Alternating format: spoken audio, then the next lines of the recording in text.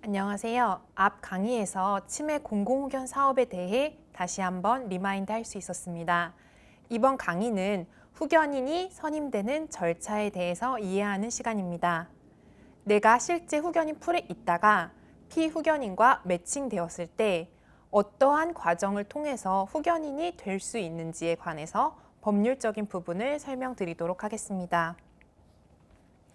후견인이 선임되는 절차를 이해하시려면 후견 제도에 대해서 간략히 이해를 하셔야 합니다. 왜 후견인이 되려면 법원에 가는 것일까요? 광역지원단 치매안심센터에서 후견인 매칭을 하였다고 해서 후견인으로 활동할 수는 없습니다. 후견은 민법에 규정된 제도입니다. 후견인이 되려면 법원이 심판으로서 결정을 내려야 합니다. 그것이 바로 법정 후견입니다. 법원이 후견인 선임 결정을 하는 후견입니다. 미성년 후견은 의사 능력이 부족한 사람들을 위한 후견이 아니기 때문에 아예 성격이 다르다고 생각하시면 되고, 치매 공공후견 사업은 성년 후견 제도를 치매 환자가 이용할 수 있도록 국가가 지원하는 사업입니다. 후견 제도는 법원이 심판을 통해 후견인 결정을 하기 때문에 후견인이 되려면 네, 맞습니다. 법원에서 후견인 결정을 받으셔야 합니다. 성년 후견 유형에는 성년, 한정, 특정 이렇게 유형이 3가지가 있고, 이에 대해서는 추가적으로 뒤에 조금 더 상세히 설명하도록 하겠습니다. 왜 이렇게 복잡하게 심판까지 하게 하였을까요? 이것은 앞에서 말한 도입 취지랑 연결해서 생각하시면 좋습니다. 치매 환자라 하더라도 자신의 권리를 함부로 대체할 수 없는 것이기 때문입니다. 후견인은 다른 사람의 권리를 대체할 수 있는 권한이 부여되는 사람입니다. 이렇게 다른 사람의 권한을 대체할 수 있는 후견인을 법원이 엄격하게 심사하는 것입니다. 여러분의 통장을 가족도 마음대로 찾아서 쓸 수 없는 것과 마찬가지라고 생각하시면 됩니다. 치매에 걸렸다고 갑자기 죽은 사람이 되는 것이 아니기 때문에 법원은 엄격하게 심사해서 후견인에게 권한을 부여하고, 법원의 이런 결정 없이는 남의 권리를 대체할 수 없게 되는 것입니다.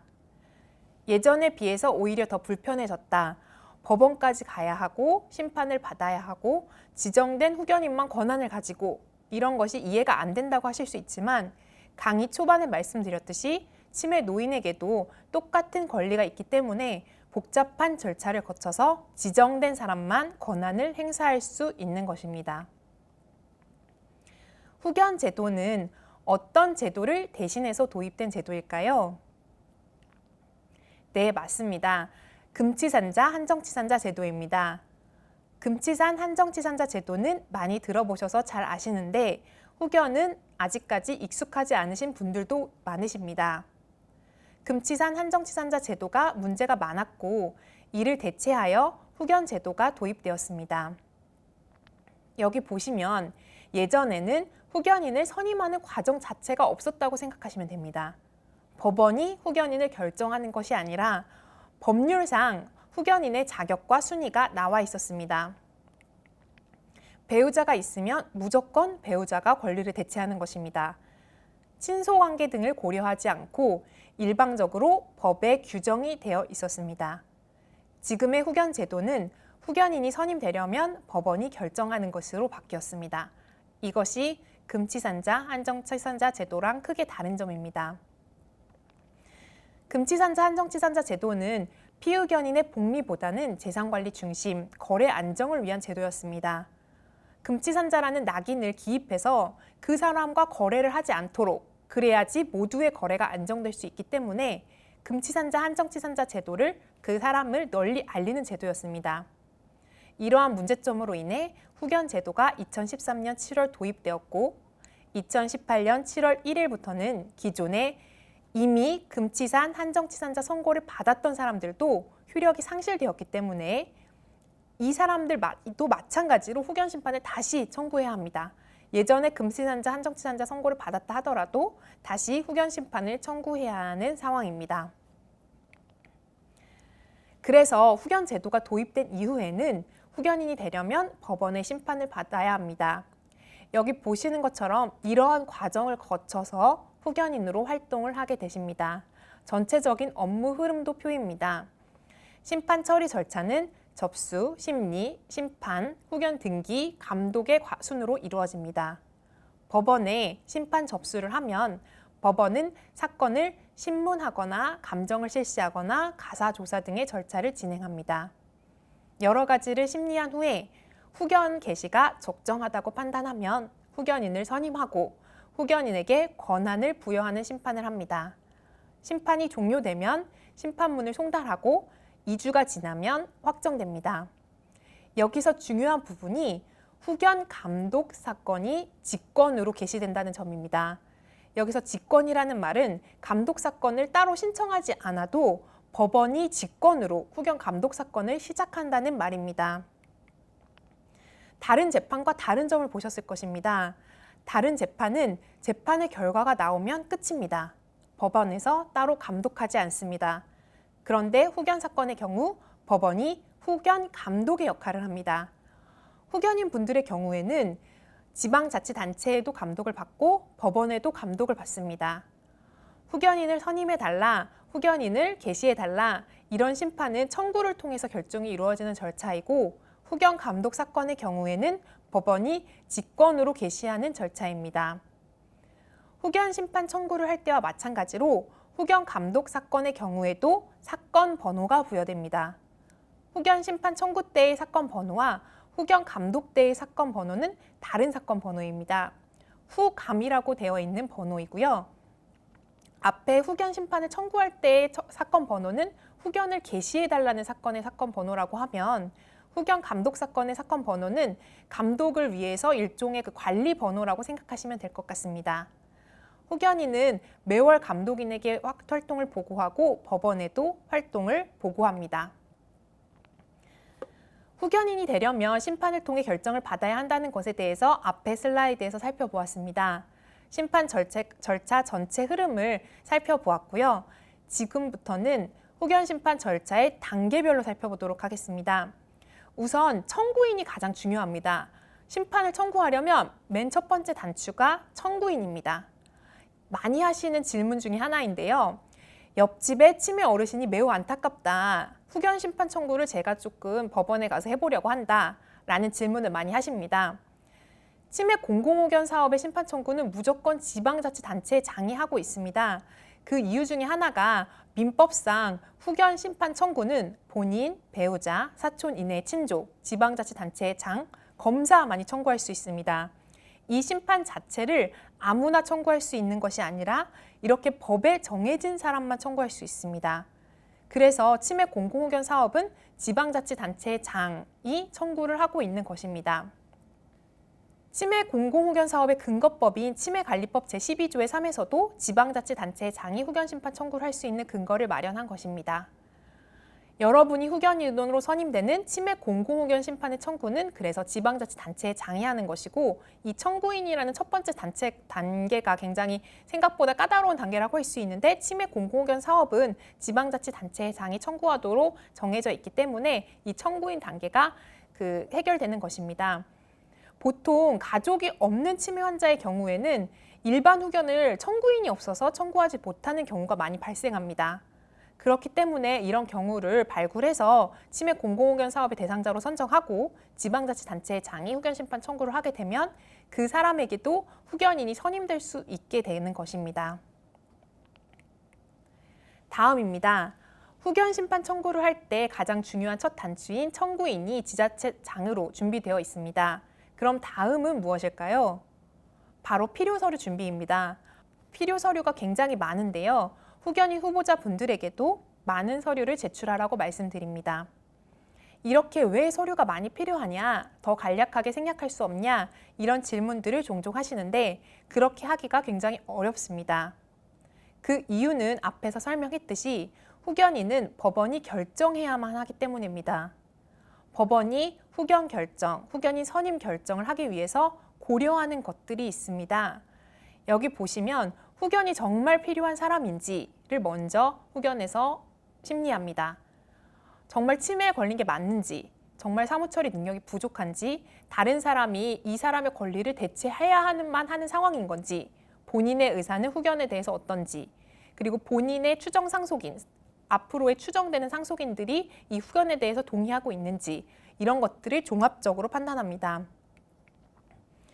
두 번째로는 후견 사무 및 대리권의 범위의 적절성을 심리합니다.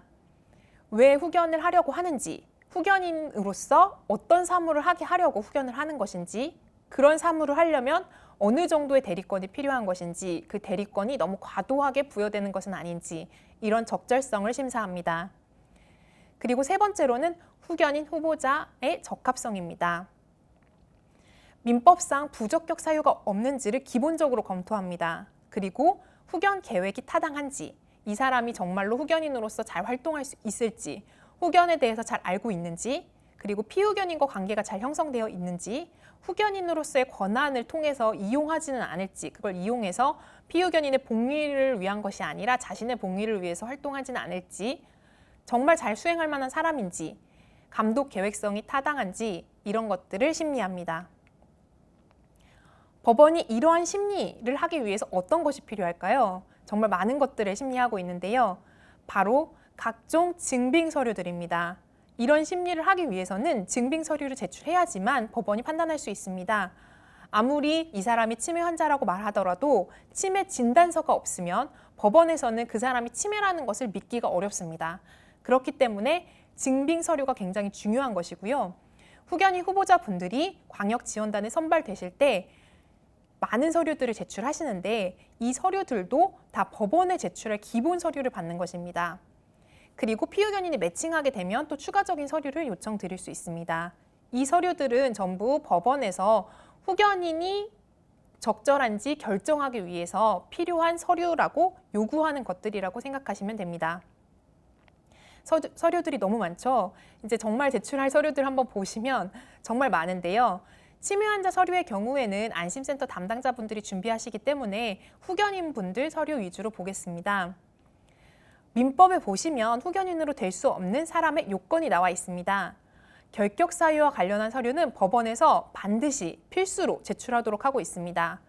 왜냐하면 법상 이런 사람은 후견인이 될 수 없다고 규정이 되어 있는 부분이기 때문에 법원에서는 이 부분을 생략하지 않습니다. 그 후견인이 될 사람이 후견을 받고 있진 않은지 그것을 확인하는 것이 후견 등기사항 부존재 증명서고요. 그리고 회생 절차나 파산 선고를 받지 않았는지, 자격정지 이상의 형을 선고받고 형계 중에 있지는 않은지, 치매 환자인 피후견인을 대상으로 소송을 하였거나 하고 있는 자는 아닌지를 확인합니다. 이 중에서 범죄 경력 조회는 제출용으로는 발급이 어렵기 때문에 법원에서 직권으로 경찰서에 사실 조회를 보내서 조회를 하게 됩니다. 그래서 이제 범죄 경력 조회 같은 경우에는 제출해 달라라고 후견인 후보자들한테 요청드리지는 않고요. 저희가 그 부분은 법원 심판 청구 중에 사실 조회를 통해서 해결하는 부분입니다. 그리고 민법에 규정된 후견인 결격 사유 외에도 치매 공공후견 사업의 공공후견인, 지금 이 공공후견인은 일반 후견이랑 다르고 공공후견 사업의 공공후견입니다. 그렇기 때문에 지금 그림에 나온 것과 같은 절차를 거쳐야지만 후견인 후보자의 자격이 주어집니다. 우선 광역지원단의 후견인 풀에 선발이 되어야만 하시고 양성교육을 이수하셔야만 합니다. 법원에 교육 이수증도 제출을 합니다. 이렇게 치매 공공후견인은 양성교육을 받고 있고 이걸 이수한 사람이기 때문에 우리가 적합하다고 추천하는 것이다 라고 법원에 설명을 합니다. 이 양성교육은 치매관리법 시행령상 후견인의 요건으로 나와 있는 부분입니다. 일반 후견인이 아니라 치매 공공후견인의 요건으로 나와 있는 부분입니다. 여러분들은 양성교육을 모두 수료하셨기 때문에 이 자격은 다 갖추고 있다고 생각하시면 됩니다. 서류 중에 몇 가지만 보여드리면 범죄 경력 조회서입니다. 직접 제출하기 어렵기 때문에 법원에서 직접 이렇게 사실조회를 합니다. 주소지 관할 경찰서에 사실조회를 진행하면 경찰서에서 법원으로 회신해 줍니다. 후견인분들에게 회신해 주는 것은 아니고요. 법원에서 이 사람은 범죄 경력이 없습니다. 이렇게 회신을 해줍니다. 그럼 그것을 법원이 확인하고 이 사람이 후견인으로서 적합하구나 이렇게 판단할 수 있는 근거 자료가 됩니다. 다음은 업무 수행 의향서 부분입니다.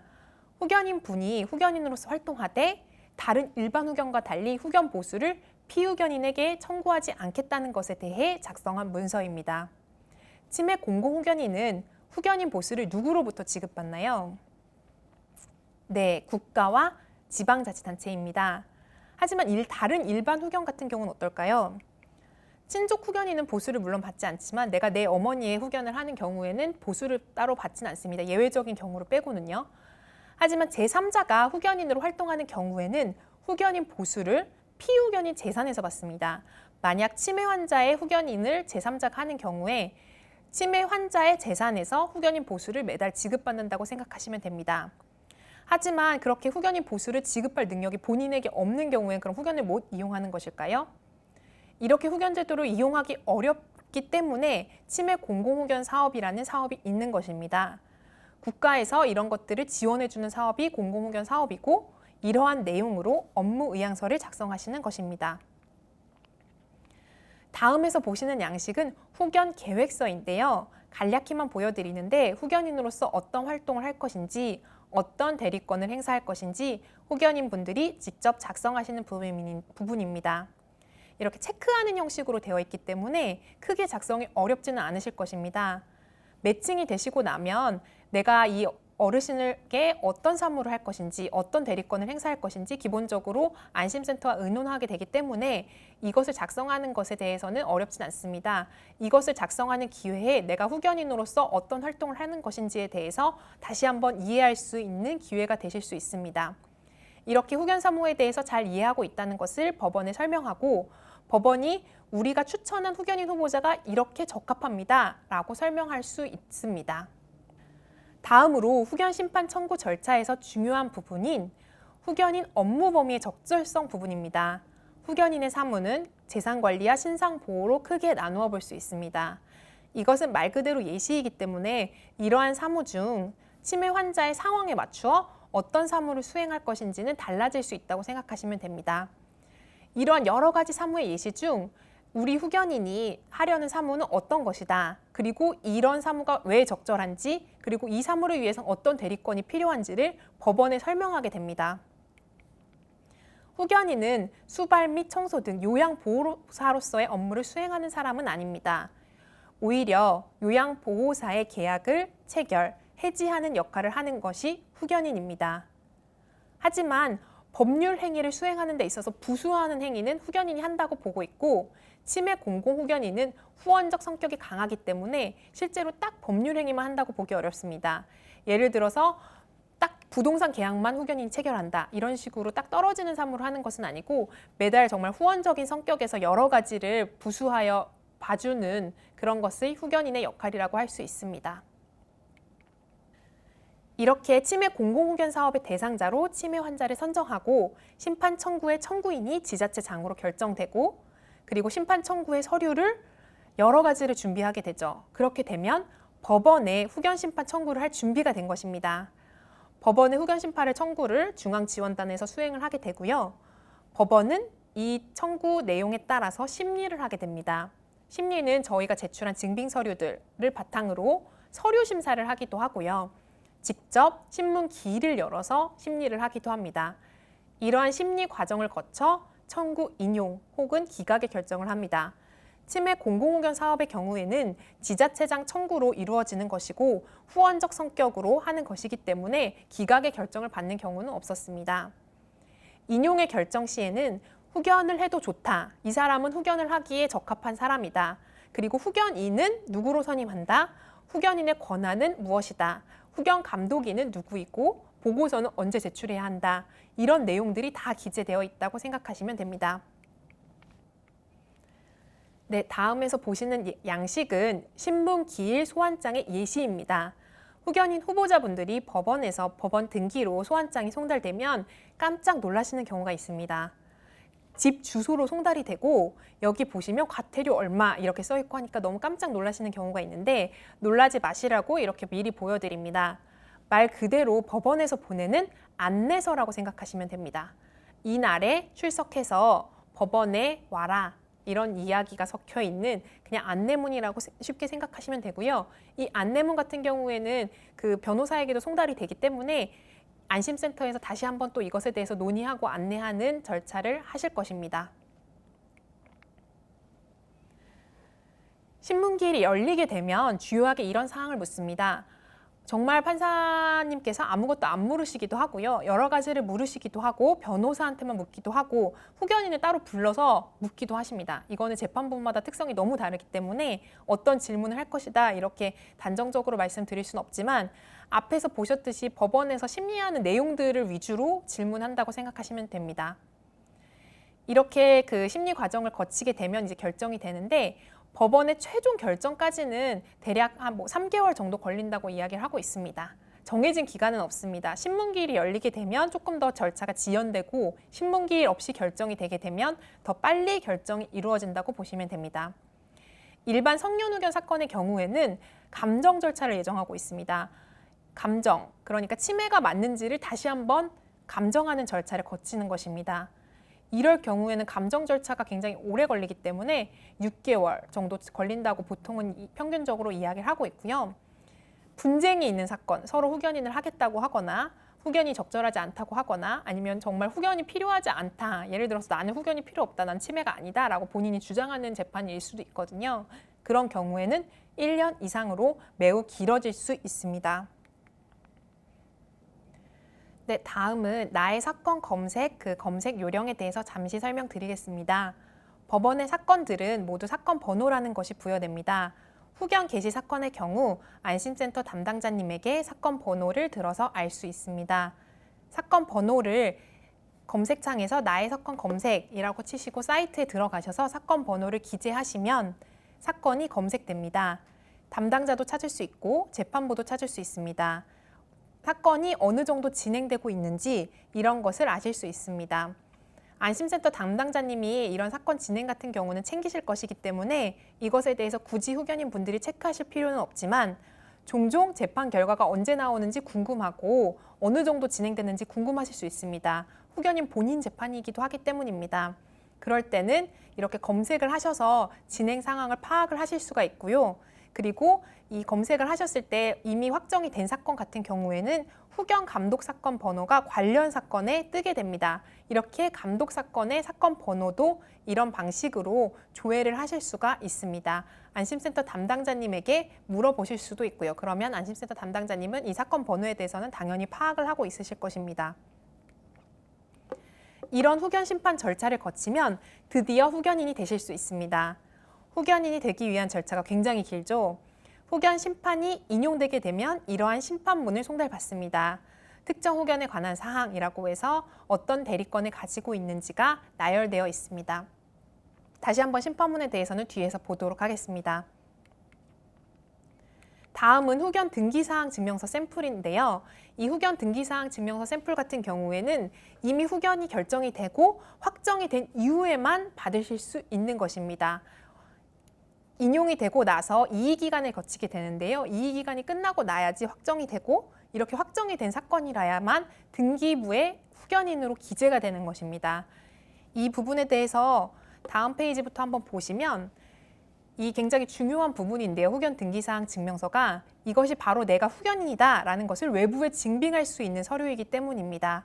그래서 어디를 다니실 때 이 후견인이라는 것을 내가 후견인입니다 라고 말만 하면 증빙이 될 수 없기 때문에 이 후견 등기사항 증명서를 가지고 가셔서 증빙을 하셔야 되고요. 심판이 확정된 다음에 바로 이 등기부를 떼실 수는 없고 이 절차에서 보시면 재판부의 등기 촉탁이라는 절차가 있습니다. 이 확정이 된 다음에도 재판부가 등기를 만들어 달라고 촉탁해야지만 등기가 생성됩니다. 이 재판부의 등기 촉탁 절차가 재판부마다 약간 차이가 있기 때문에 바로 해주는 경우도 있고 바로 하지 않는 경우도 있어서 이 등기 촉탁 절차가 이루어졌는지를 확인하고 등기가 생성되어 있는지를 확인하고 증명서를 발급받으러 가셔야 되고요. 여기서 좀 중요한 부분은 등기 부존재 증명서는 인터넷 발급이 가능하셨습니다. 후견 심판 청구를 준비할 때 필요했던 서류 중에 하나죠. 그것은 인터넷으로 발급이 가능했지만 이 후견 등기사항 존재 증명서는 꼭 법원에 가셔서 발급받으셔야 됩니다. 이제 다음 페이지에 보시면 이 후견 등기사항 증명서는 인터넷 발급이 안 되고 무인 발급이 안 되고 이것은 법원에 직접 가셔서 발급받으셔야 되기 때문에 이것에 대해서 조금 번잡함에 대해서 많이 호소하시는 경우들이 있는데요. 이것은 어쩔 수 없는 부분이기 때문에 법원에서 꼭 발급을 받으셔야 되고, 한 번에 많이 받으시면 또 조금 또 어려운 경우가 뭐냐면 어떤 기관에 따라서는 뭐 3개월 이내 서류 이런 것을 요구할 때가 있습니다. 그런 경우엔 이미 너무 10장씩 발급받았는데 이 등기사항 증명서를 발급받을 때도 돈이 들기 때문에 10장씩 발급받았는데 최신 서류만 필요하다 이러면은 발급받았던 서류들이 쓸모가 없게 될 수 있습니다. 그렇기 때문에 내가 어떤 사무를 할지 어느 정도 확정이 된 상태에서 등기사항 증명서를 떼시는 게 좋고요. 너무 넉넉하게 떼시면 나중에 그 등기사항 증명서가 쓸모없게 될 수 있기 때문에 그러한 점을 고려해서 등기사항 증명서를 발급받으시면 될 것 같습니다. 이 등기사항 증명서 상에는 누가 후견인인지, 누가 후견 감독인인지, 대리권은 어떤 것인지 이런 것들이 다 기재되어 있습니다. 그렇기 때문에 후견인으로서 선임되는 절차 후에는 후견 등기사항 증명서를 발급받음으로써 후견인으로서 활동을 하실 수가 있고요.